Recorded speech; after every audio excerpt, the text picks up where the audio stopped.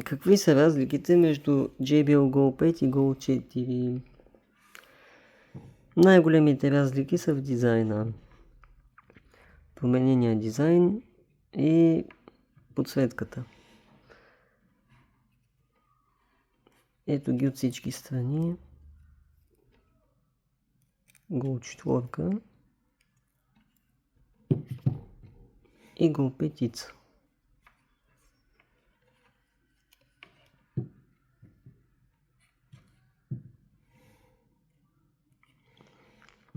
Да. Разликата е, че петицата има IP68, четвърката е IP67. Петицата е малко по-тежка от четвърката и е малко по-широка. Разликата в звука е, че има почти незабележимо малко повече бас, петицата от четвърката. И това, което повече се забелязва е, че има повече високи петицата.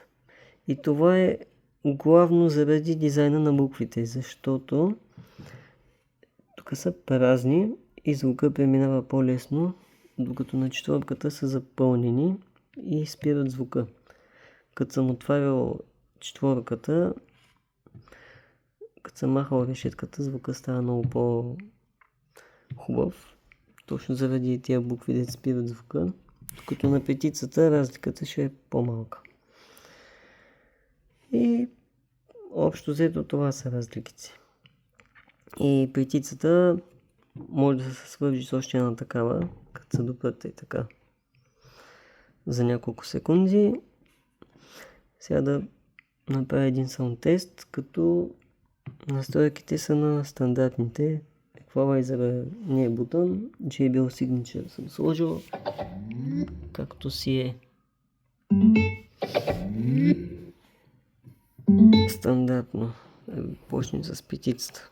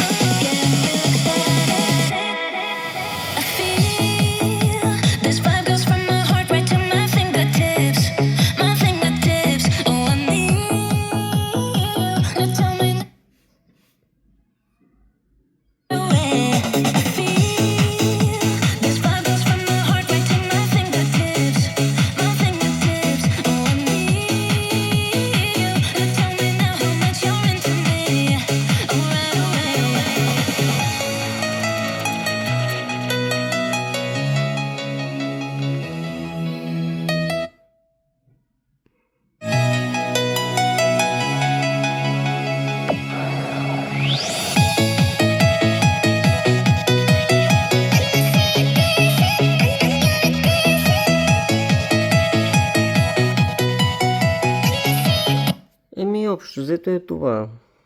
Това е за сега и абонирайте се, харесвайте за още такива видеа.